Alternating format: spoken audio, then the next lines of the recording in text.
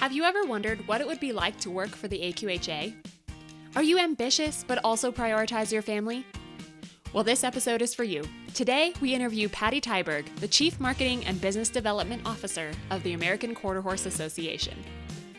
In this podcast, we go beyond the saddle as we explore professional careers across the equine industry.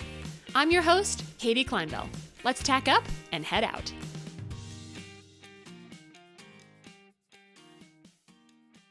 Welcome back to Beyond the Saddle. Today we have a very special guest, and that is Patty Tiberg from the American Quarter Horse Association.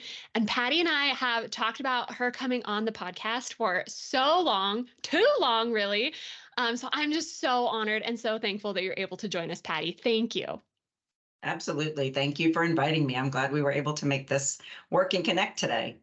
Yes, you have such an important job with the AQHA. You are the Chief Marketing and Business Development Officer. So can you talk about what that means? What are your responsibilities? People are very familiar with AQHA. There's a lot of visibility in the equine industry as to what AQHA is and the breadth of it. But I know that when you highlight what you do and everything that goes into your organization, people will be amazed. So I'll give you the floor. Absolutely. So, it's very exciting to work for AQHA. It's kind of full circle for me. I actually grew up showing American quarter horses in grade school and up through high school and early college. So, pretty neat to be part of the organization that I got started with in the horse industry. And yes, AQHA is the largest breed association in the world. So there's quite a lot of facets to it. And the best part of my job is I get to touch in some way all of them over the marketing department, all of the media, social media publications, video production, the graphic team, as well as corporate partners and sponsorships. So it's a really diverse areas that I get to cover, and I really love that about my job. It's fun to dabble in the marketing, and then a couple hours later be talking about a corporate partnership, and a few hours later be talking about our amazing quarter horse journal that our team produces, or our racing journal. Lots of new video production opportunities and projects that we have in the works. Obviously, we just launched a podcast, Let's Talk AQHA, as well, which is a project in collaboration with our communications department. So yes, lots of irons in the fire, and it's pretty exciting to be a part of. Oh my gosh, I can only imagine how many irons are in their fire. But I think maybe that's a small misconception about being in a leadership role, is that you really do get to touch so many different facets, right? Like it's not all just, numbers, which are very important, right? And leading the business forward financially and making those good, sound leadership decisions. But as Chief Marketing and Business Development Officer, you get to be part of the podcast launching and be part of all of those different programs, right? Yes, absolutely.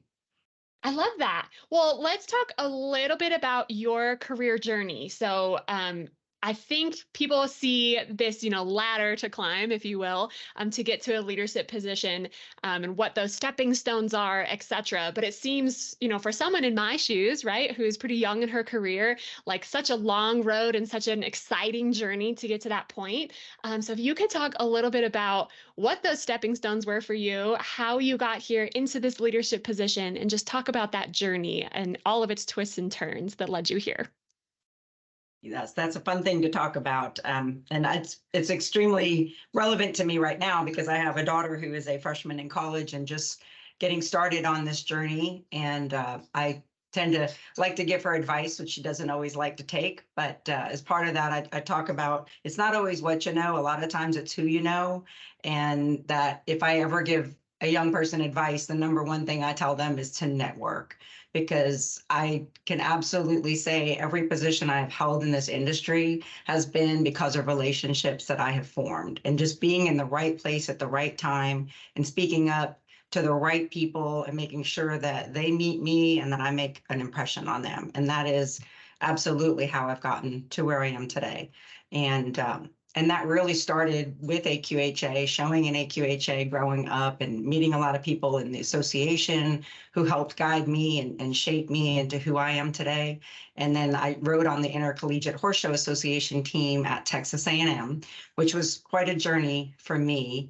I grew up on Long Island, New York, and which most people assume is New York City and that there aren't any horses there, but there's actually quite a bit of agriculture, and the horse industry at the time particularly was thriving there, and decided to journey off to Texas to go to college. So Texas A&M started the IHSA team while I was there, and I was fortunate to make the team and be a part of it. And so my first job out of college, I actually met the folks from Miller's Harness Company, which is a company that's no longer in existence. And they were a big sponsor of AQHA and the Congress and a bunch of the other organizations and events throughout the country that happened in the horse industry. And they sponsored some quarter horse events, obviously. They were an AQHA sponsor. And I met the executives at IHSA Nationals. They needed somebody to work a booth for them at an AQHA event.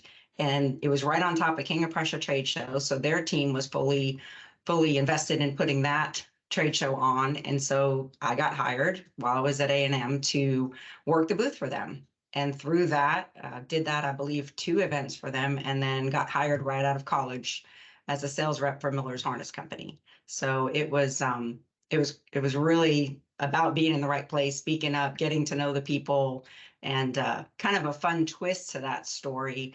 When we showed up, Texas A&M made it to nationals the first year we had the team. And when we showed up to nationals, we had found out right before getting there that there was some glitch in our paperwork or some rule, and I can't remember the details, but they were needing us to come in and clarify some things in front of their board, and if it didn't go well, we were not going to be able to compete. Well, our coach could not get there in time, and so I was nominated to represent our team in front of the board of IHSA, which was really intimidating at the time. And I went in there. Luckily, I knew a few of the people on the board. My father owned a feed company on Long Island. And so there was one familiar face in there for sure, which comforted me quite a bit. But through that, I got to meet Bob Cascione, several of the other executives from IHSA, and I luckily answered all the questions correctly, and we were able to compete that year, which was really exciting. But that also, I feel, helped me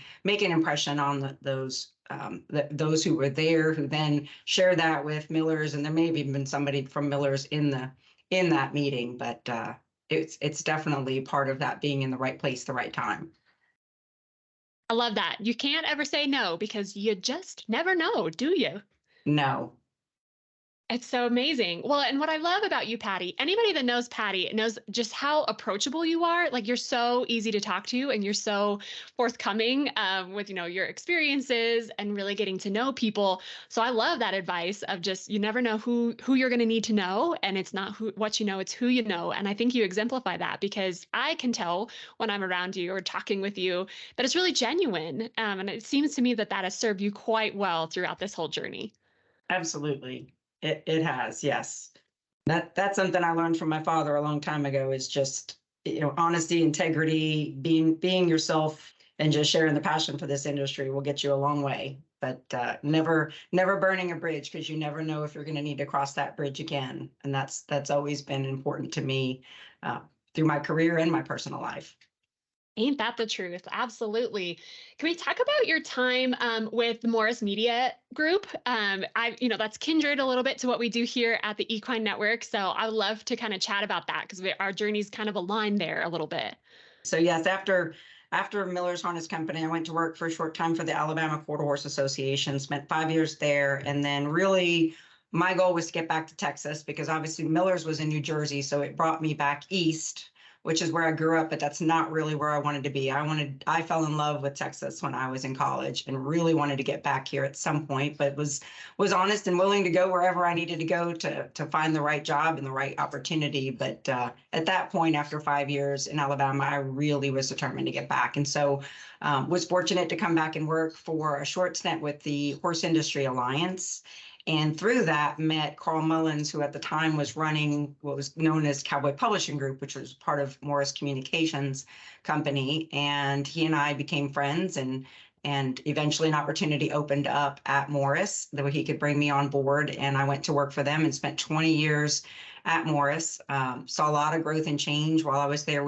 The company purchased Western Horseman, which was a huge addition to the group, which was quarter horse news, barrel horse news were the primary at the time I started there, and they had a publication called Horse Trader for a short time.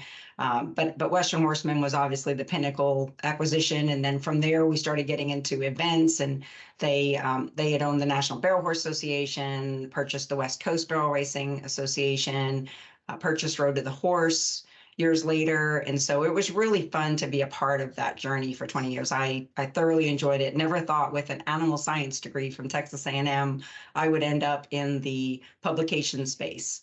But it's, media is media. And obviously we've seen a lot of changes with print, shifting to digital and social, but I still believe in print. I'm very passionate about print and was extremely proud of the products that we produced and how we launched. I mean, we were back in 2009, I remember launching the Facebook pages for all of our brands.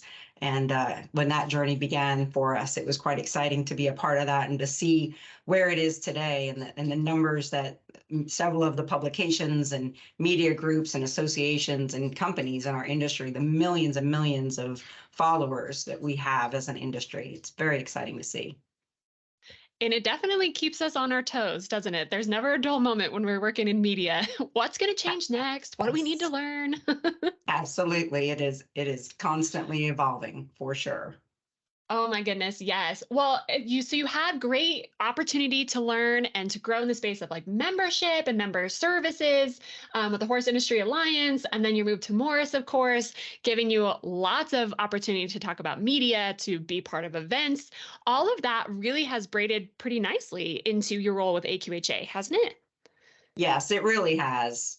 And even the time I spent in Alabama, I was with the Alabama Quarter Horse Association for a year and worked for a wonderful gentleman. His name was Ben Collier, and his wife, Paris, now known as Paris Wixon. She's involved with AQHA as a director from Alabama. And so we're still friends. But I spent a year with the association and then 4 years working for their company. So that was a stint where I was out of the horse industry. And to be honest, it probably was one of the largest growth opportunities for me because I really got to see how a large corporation that they owned this corporation and brought me in.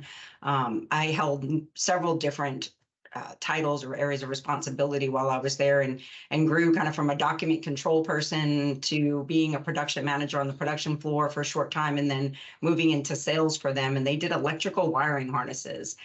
It was really an interesting time in my life, and I was able to continue my passion with the horse industry. Obviously, I had my own horses at the time, but Paris also had some really nice stallions she stood, and I got involved a little bit with that, helped her put a business plan together for her breeding program, and that was the time where a lot of breeding farms and training facilities were getting on more automated systems to manage the vet care and the breeding program and all of that, and so we transitioned Paris's ranch onto that type of system, and I was able to be a part of that. So I was able to keep my passion alive, but I learned so much working outside of the industry for those 4 years, just about how the general business world works and what makes it tick, and really enjoyed that and was thankful for that. But obviously was excited to get back into the horse industry and take everything that I learned there with me.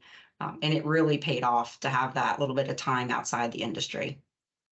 Ooh, I love that we're talking about this. I think that it's maybe like a little underrated, I suppose, to go and spend some time outside of the equine industry and then come back and just apply, the things you've learned, the things you've seen, really to help us grow and move the equine industry forward from those experiences. Absolutely. As I was talking with my daughter earlier, she's majoring in marketing and management at Oklahoma State University, and I've told her the reason I wanted her to go marketing is I really wanted her to get a solid understanding of the data side of marketing, because that's what everything's based on now. We have so much data we can use to make marketing decisions and smart business decisions.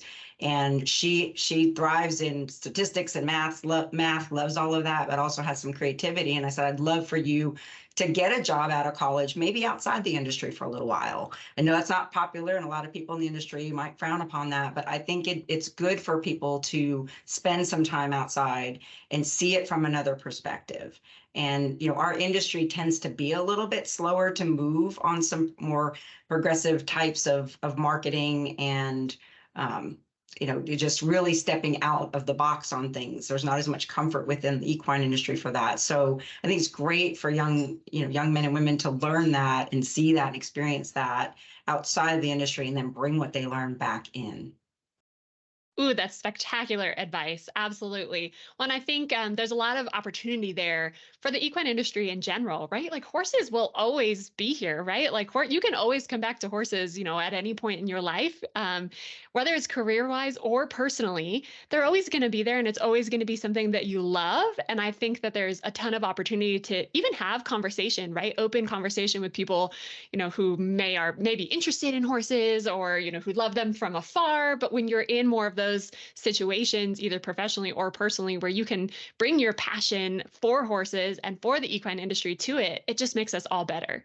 It is. It is. It's interesting. We put on a youth excellence seminar every summer, and one year I was speaking at that to the group of about 120 just remarkable young individuals who represent the gamut of AQHA, are passionate about the American Quarter Horse, from show to race to people who grew up on ranches, whatever their area of interest is. And I asked them how many of them plan right out of college to go into a career in the horse industry. And it actually surprised me that there weren't as many as I thought there would be who would raise their hand and want to come into our industry. And I think a lot of young kids don't realize, diversity within our industry, how many types of careers there can be in this industry. There was one young lady I spoke to, she wanted to go into finance. Well, when I was talking to her, I said, well, you can come into finance within our industry. QHA has a chief financial officer. Every organization has a finance department, and you can combine that passion with that. If I think if financial advising what you want to do, you can go be a financial advisor for ranchers. There's opportunities in our industry that we don't always think about. And I know a lot of the universities are really trying to get the word out about that. And that's really important. And every opportunity I have to talk to young people about it, I love to do that, because as much as I do think it's great to go outside the industry, the passion is what drives this industry. And when I'm hiring people, I'm always looking for that passion. It is not an easy industry to come into and learn if you don't have the passion. You don't necessarily have to be somebody who rides every day to have the passion, but having that passion it makes the job more enjoyable. And to be honest, when you love what you do, you're going to be better at it. I've felt that my entire career and seen it with all of the staff members I've had working with me and alongside me. The fact that they're passionate about it, it really fuels them and drives them. So I always encourage them to consider we don't necessarily mean you need to be a horse trainer or a vet or a farrier. There's so many other types of jobs like what you do. I mean, I think when I was younger, I would have loved to do what you do for Equine Network. You have a great job. And I think a lot of young people don't realize those jobs are out there. So true, which is exactly why this podcast is here too, because it is so hard to help drive that message home and really help showcase all of the amazing things that we need in the equine industry. We need chief financial officers, or none of this works, Yes. Yes. I also love that you touched on in there too that having that passion is so very important to work for a company like AQHA or like Equine Network, where when you really love what you do, you're going to put 150% into it and making it great. But I also love that you said that that doesn't necessarily mean that you ride every day or that you compete, right? Like loving the industry and feeling passionate about making the industry better doesn't necessarily mean that you're, going to the Congress or going to the World Show or whatnot, right? But you love it nonetheless. Absolutely. Very, very true. So good. Oh my gosh, Patty. Yes, this is so great. Thank you so much for talking about all of these so important things, especially as a visible leader in the industry. Like you have this position that I imagine can be very demanding and pressure to help lead the industry forward. AQHA is such a big player in all of the equine industry. But you also, you're carrying that burden, but you also have a really vibrant personal life beyond your career. So I would love to talk about that. Talk to us about who you are outside of AQHA and how on earth do you maintain a healthy work-life balance?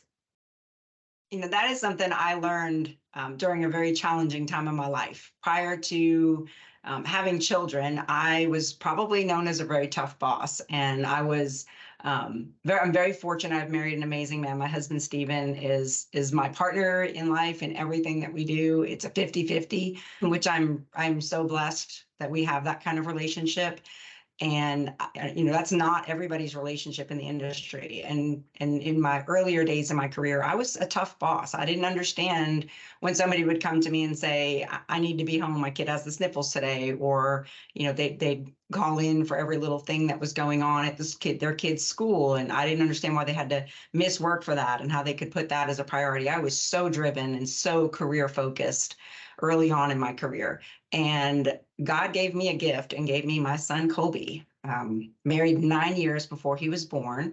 And he was born with what's called Coulind-de-Vries syndrome. So he was born with special needs, spent 5.5 weeks in the NICU, and bringing him home, he was on heart monitors and all types of devices and stuff. It was a major turning point in my life. And I truly believe was a gift to me, because it completely reshaped who I was as a manager, as a leader, and as, in my personal relationships with my family and my friends. And it wasn't conscious. It was kind of it just happened. I mean, people always ask, how do you parent a special needs child? It's hard enough to parent a typical child, and you just do. And in doing that, I learned the importance of, he was demanding. I didn't have a choice. I had to be here, but I also had to be the best I could be at work. And I had to find that balance of being sure I was committed to Morris and giving them my time, but also being there for him when he needed me. And he had lots of therapy appointments and doctor appointments and hospital stints as a toddler. And you just learn to figure it out. And I know now I don't wish that upon anybody, but I do like to tell people, that story and share it with young people, especially those who are, early in their careers or just recently married, or, starting that phase of their life. Because it's, whether it's friends, whether it's your family, whether it's your children, it's all really important, because you need it for everything. This is a good story. I recently worked with a life coach on some things. I had some challenges in my life that I needed to really talk to somebody about. And I'm so tied up in this industry. I have a friend group outside the horse industry, obviously, but so much of my core friend group are the people in the horse industry. So when I have challenges or things that are worrying me within my industry, they tend to be the people I go to. Well, it doesn't always make sense for them to be the people I go to on everything. So I started talking to this life coach, and I hired her completely for professional advice. And the first session I had with her, she wanted to know my personal story. And I said, that's not what I need you for. I need you for my professional. I have some professional things I want to talk through with you. And she said, well, let's just go through this as a formality. Please just fill out this one questionnaire. Let's go over it. Let's talk about some of your personal things. And at the time, as I'm telling her these things, my daughter was about to leave to go to college. My son had graduated high school, had gotten a job that we were so excited about. It had fallen through, and he was in a very transitional state. And then we had to figure out what to do with him all summer to keep him engaged and keep him going and motivated, where he wasn't going to just sit and be on social media all day. And there were several other things going on in my life. And at the end of it, she said, are you sure we don't need to talk about your personal life? She said, they're way more intertwined than you think. And she was 100% right. Because if you're not happy at home, it's hard to be happy in your career as well. So it's so important to find that balance, however you do it. One thing we did while my kids were in grade school and on up through high school, we had busy schedules. My daughter rode, I travel a lot for work, but if it all possible, every night we all sat down at the dinner table together, whether it was 4 o'clock or 8 o'clock at night, whatever worked for our schedule, we would do it. And we've done that up until my daughter leaving, and we still do it. We sit down with my son every night that we can and have dinner together as a family. I may come back into my office. I work from home. I'm very fortunate to be able to do that, which does make it a lot easier. But this has only been the last 3 years I've worked from home. The rest of my career, I've always worked in an office environment. And we did that then. I would come home from work and we would have dinner together as a family. I may go back to work afterwards and work for a couple hours, but then I also make time for my husband every night. to go sit down. We talk for a while. We'll watch TV together, whatever it is you do, whether it's you go ride together, whether it's my husband is not a horse person. So it was just kind of nice. We have other things that we do together and have our social group of friends. We do things, we travel a lot and do little staycations and weekend trips together. Sometimes he'll tag along for a work event, but we've made it a priority and it's really paid off.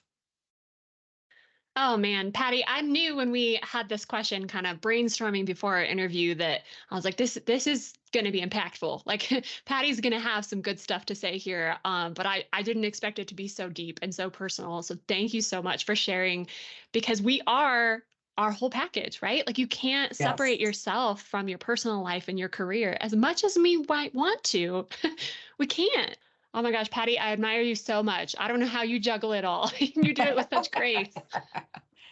Yeah, it's the passion. I love it. That's for sure.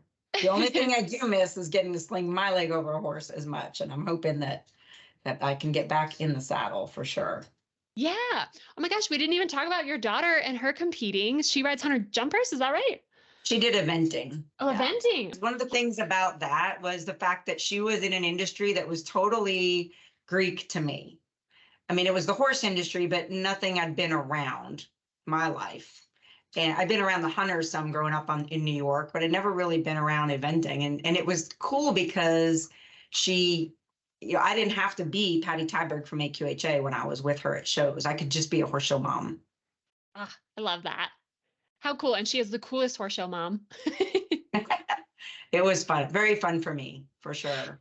Yeah. Well, talk to me about so she's competing in eventing. Where were you living at the time? And what was that like to, take her to practices, to events, to shows? Like, how did you manage all of that? Was not easy. Definitely not easy. Made a lot of trips to shows. Thankfully, most of the shows were regional.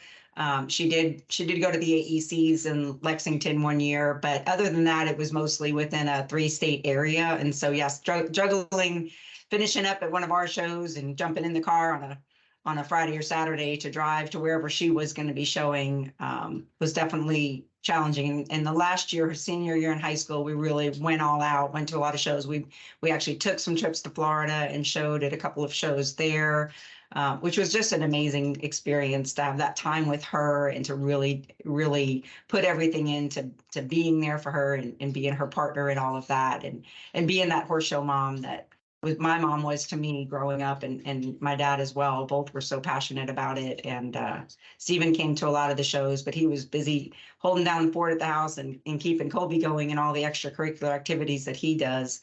But it was definitely a learning experience because of being an industry that I'm not super familiar with. But it was quite a journey. Taught her to be an amazing horsewoman, and she's actually shifted to Western now, which I'm excited about. She's hoping to ride on the ranch horse team her sophomore year at OSU. So we're going to be back looking for a horse here pretty soon. We've gone almost not even 6 months without a horse, and we're already talking about getting another horse. But that horse is going to have a dual purpose because she'll probably ride the horse in college, but then it'll become my horse when she graduates and starts her career, because I'm ready to get back in and start doing some riding. And I really love the ranch horse and stock horse industry and the camaraderie and the people involved. I'm very excited about that aspect of AQHA and the Western industry. Oh, I'm so excited for you and for Taylor. She's at Oklahoma State, right? So she'll be able to Yes. hopefully compete on the ranch horse team there with this unicorn horse that you guys need to find, so Yes. she can do her thing. And then you get to swing your leg over and have some more fun. Yes. Yes. I'm really looking forward to that. I get to ride occasionally, but not near as much. And that all really stopped when Colby was born. Before that, I still had several horses, rode quite a bit. Was just starting to kind of try to get into the reining. Growing up on Long Island, there was a ton of reining there when I was a kid.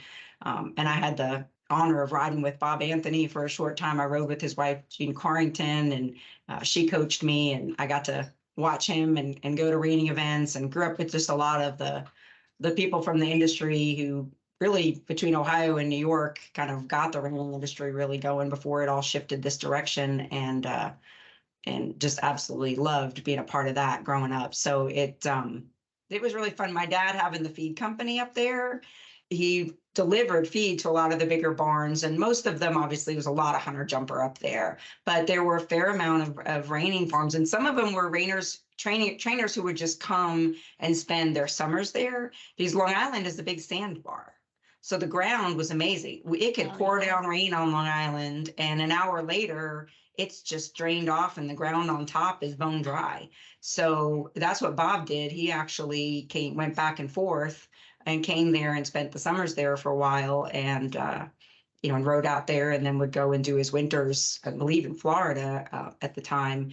And some other trainers started doing that as well. But there were shows. The barn I trained at, I trained with a lady named Carol Potter after training with Gene Corrington, and the barn was Middle Island Arena on Long Island, and there actually were a lot of very big reignings out there between there and Pennsylvania, and so I was always out there for the reining shows and got to know all those people, and a lot of them were my dad's clients. So we had friends. We went and spent every Sunday. We would go and have lunch and hang out with a group, and they were all reiners. Actually, Pat Fierstein, who was the editor of the Rainer for years, was a part of that.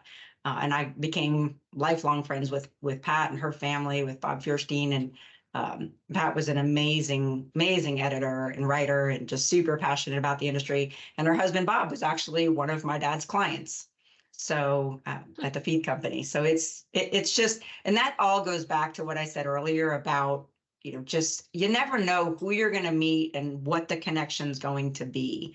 I was talking to Bill Brewer the other day. We have a new program at AQHA we're really excited about, called Wrangler Women of Influence, where we're going to be recognizing this year 4 outstanding women of AQHA who have really made an impact on the industry.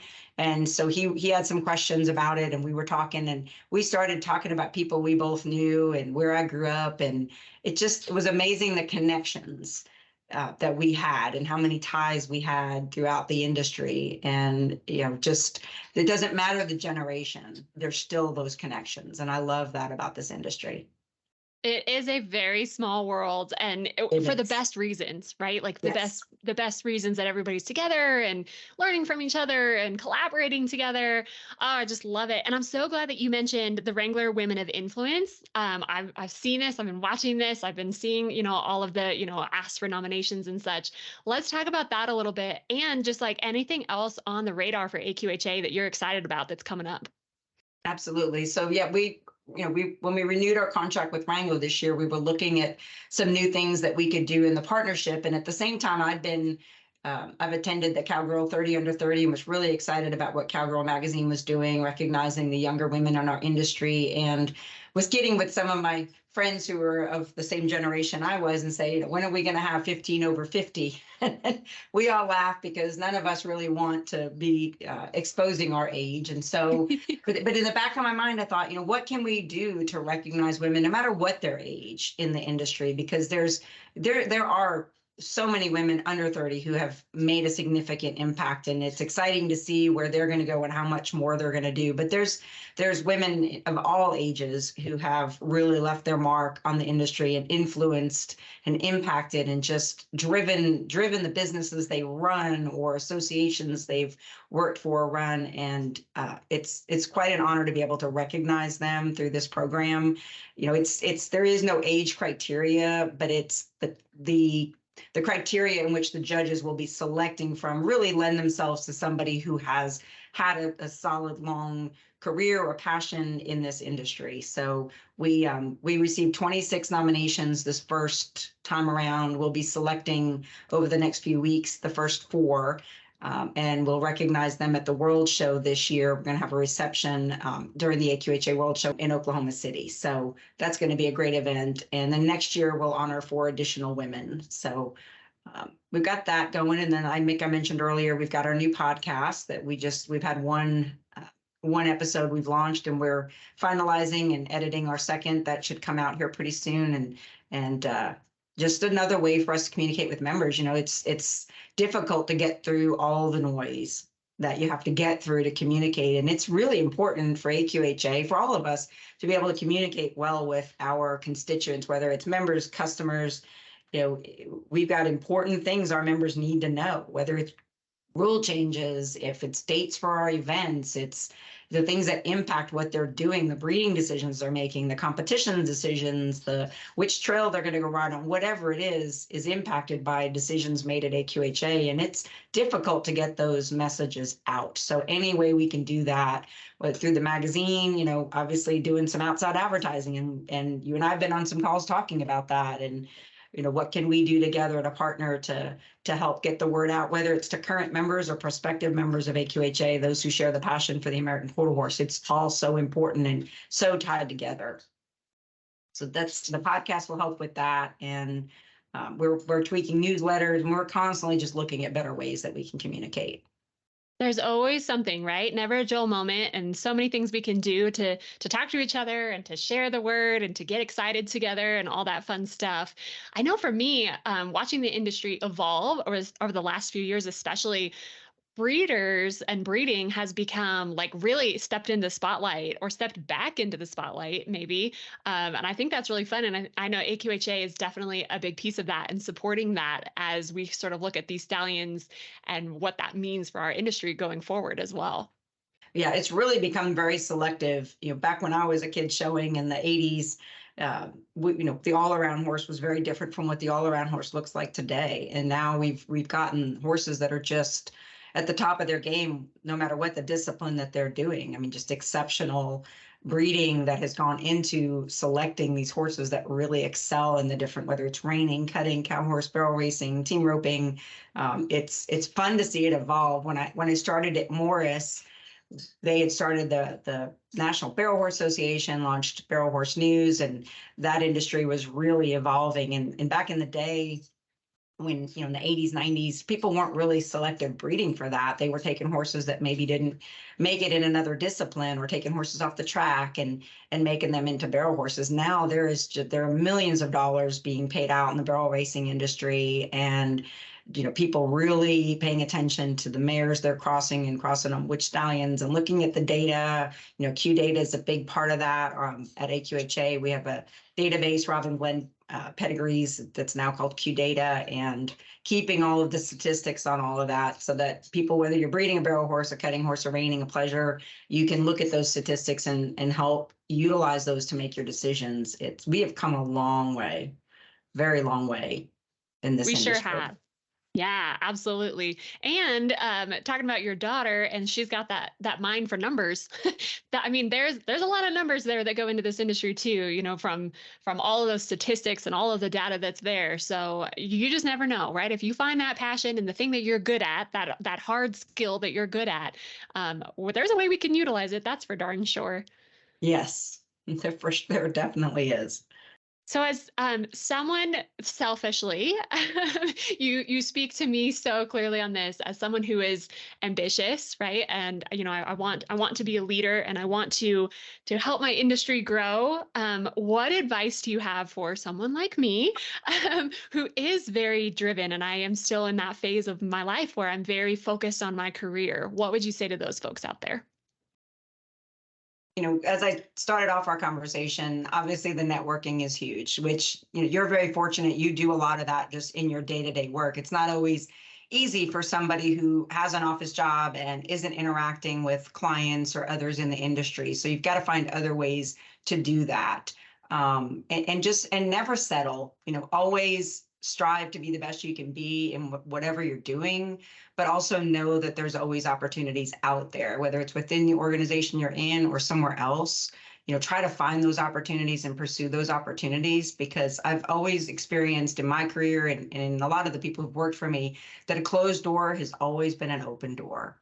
And, every time I've had any kind of, conflict in one of my career or any, even in my personal, a friendship has ended, or there's always been something positive that's come out of it.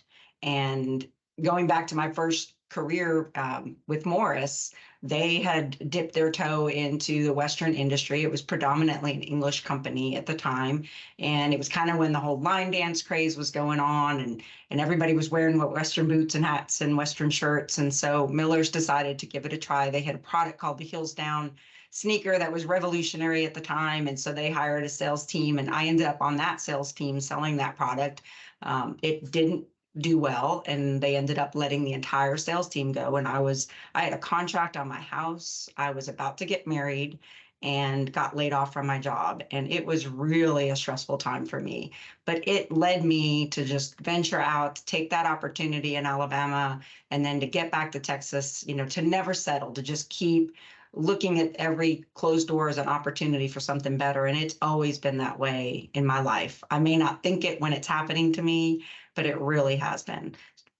So that's always something that I recommend, people think about. And it's hard when you're young to think ahead like that, because we're so in the here and now, and we're so all plugged into our social media and our technology and all of that, that it's hard to think that far ahead in your life.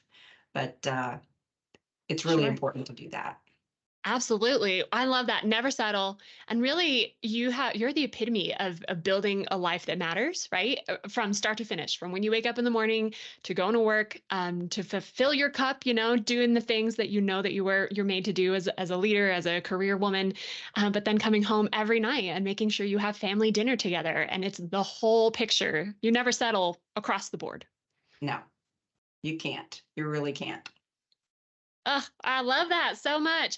Patty, you are an inspiration. Thank you for your leadership. Thank you for your time today to come and talk with us on Beyond the Saddle about your career, about your life, about all of the things. I really appreciate you taking the time. This has been a ton of fun. My pleasure. Thank you so much for inviting me.